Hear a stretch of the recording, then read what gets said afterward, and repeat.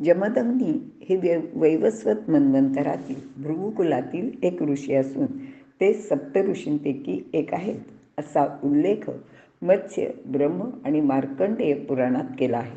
त्यांनी गंगातीरी कठोर तपश्चर्या केली होती. त्यावेळी त्यांना इंद्र प्रसन्न झाला.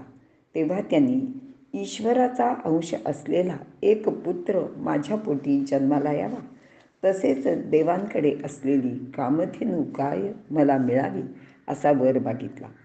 त्यानुसार इंद्राने त्यांना कामधेनू दिली. ईश्वरांशभूत पुत्र होईल असा वरही दिला. कालांतराने परशुराम म्हणजे भगवंताचा 6वा अवतार जमदग्नींचे येथे प्रकट झाला. ऋषी रुक्चिक औरव आणि कान्यकुब्ज देशाचा गाधी राजाची कन्या सत्यवती यांचा तो ज्येष्ठ पुत्र. प्रसेनजित राजाची कन्या रेणुका ही त्यांची पत्नी. त्यांना एकूण 5 पुत्र झाले.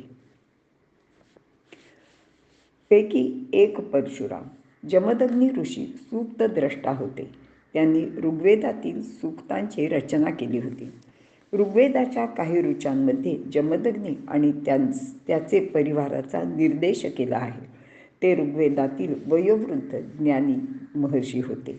तैत्तिरीय संहितेत ऋषी वशिष्ठांना विरोध करणाऱ्या विश्वामित्रांच्या पक्षातील एक ऋषी म्हणून यांचा उल्लेख येतो. असे असले तरी मात्र राजा हरिश्चंद्र याने केलेल्या राजसूय यज्ञात विश्वामित्र, वशिष्ठ व जमदग्नी यांनी एकत्रपणे भाग घेतला होता असेही सांगितले जाते. हिंदू धर्मातील श्राद्धविधीचा आरंभ त्यांनी केला असे मानण्यात येते. अथर्व वेदातही जमदग्नींचा अनेक वेळा निर्देश आला आहे. तैत्तिरीय संहिता एक महान तपस्वी म्हणून यांचा उल्लेख करते. त्यांनी केलेला अक्षर ब्रह्माचा उपदेश तैत्तिरीय आरण्यकात आढळतो. असे हे महान तपस्वी, विद्वान, द्रष्टा, तेजस्वी ऋषी स्वभावात मात्र अत्यंत कोपिष्ट होते.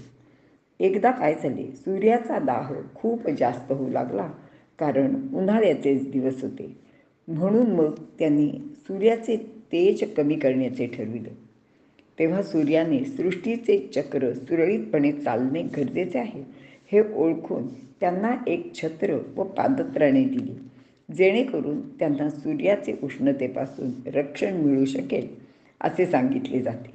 त्यांच्या क्रोधाची आणखी एक गोष्ट अशी आहे की त्यांची पत्नी रेणुका एकदा पाणी आणण्यासाठी गेली होती. तेथे काही गंधर्व जलक्रीडा करत होते. त्यांची जलक्रीडा व त्यांचे वैभव पाहून काही क्षण रेणुका मोहित झाली. तिला घरी येण्यास रोजच्यापेक्षा अगदी थोडासाच विलंब झाला. पण ऋषींना मात्र ते अंतर्ज्ञानाने कळले. ऋषी भयंकर चिडले, रागवले. आपल्या पत्नीला असा दुसऱ्याच्या वैभवाचा झालेला मोह त्यांना मुळीच आवडला नाही.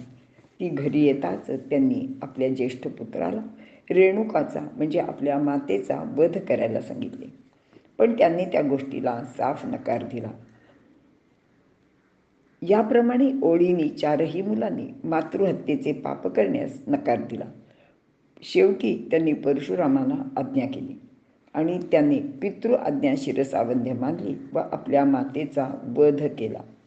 आणि परशुरामा व्यतिरिक्त ज्या 4 मुलांनी त्यांची आज्ञा मानली नव्हती त्यांचा पण त्यांनी वध केला. मात्र यानंतर शांत झाल्यावर त्यांनी परशुरामांना वर मागण्यास सांगितले. तेव्हा त्यांनी मृत मातेला व सर्व बंधूंना परत जिवंत करावे, तसेच त्यांना परशुरामांनी त्यांचा वध केला होता याचे स्मरणही राहू नये असा वर मागितला. याप्रमाणे जमदग्नींनी आपल्या तपस्सामर्थ्याने सर्वांना जिवंत केले. पण झाल्या गोष्टीचा त्यांना नंतर खूप पश्चाताप झाला. त्यांचे लक्षात आले की या क्रोधानेच असा भयंकर अपराध आपल्या हातून घडला होता. त्यांनी निश्चयाने मग त्या क्रोधाचाच त्याग केला व ते शांत झाले. याचा परिणाम असा झाला की एकदा कार्तवीर्य अर्जुन जमदग्नीचे आश्रमात आला होता. तिथे त्यांनी कामधेनू पाहिली व स्वाभाविकच त्याचे मनात तिची अभिलाषा उत्पन्न झाली. पण जमदग्नींनी ती देण्यास त्यांना नकार दिला. तेव्हा त्यांनी जबरदस्तीने कामधेनू पळवली. मात्र ही गोष्ट परशुरामांना समजताच त्यांनी कार्तवीर्याचा वध केला आणि कामधेनू परत आणली. पण हे सुडाचे चक्र मात्र इथे थांबले नाही. कार्तवीर्याच्या पुत्रांनी परशुराम तीर्थयात्रेसाठी गेले आहेत असे पाहून सशस्त्र येऊन जमदग्नींवर हल्ला केला. खरे तर जमदग्नी ऋषी त्यांचे पारिपत्य करण्यास समर्थ होते, कारण ते अत्यंत शूर होते. शिवाय त्यांच्याकडे अनेक अस्त्र आणि शस्त्र होती. त्यांच्याकडे तशा प्रकारचे धनुष्यबाणसुद्धा होते. पण आता त्यांनी क्रोधाचा त्याग केला असल्यामुळे ते शांत होते आणि मग त्याला विरोध करण्याचे सोडून देऊन ते निवांत बसून राहिले. त्याचा फायदा घेत त्या कार्तवीर्य पुत्रांनी जमदग्नी आणि त्यांची पत्नी यांचा वध केला. मात्र वाल्मिकी रामायण व पद्मपुराणात कार्तवीर्य अर्जुनानेच त्यांचा वध केला असे म्हटले आहे. असो, सत्य काय असेल ते असो, पण असा क्रोध सोडणेही त्यांना थोडे महागातच गेले. आता सुद्धा आपण एखाद्या रागीट माणसाला जमदग्नींचा अवतार आहे असे म्हणतो.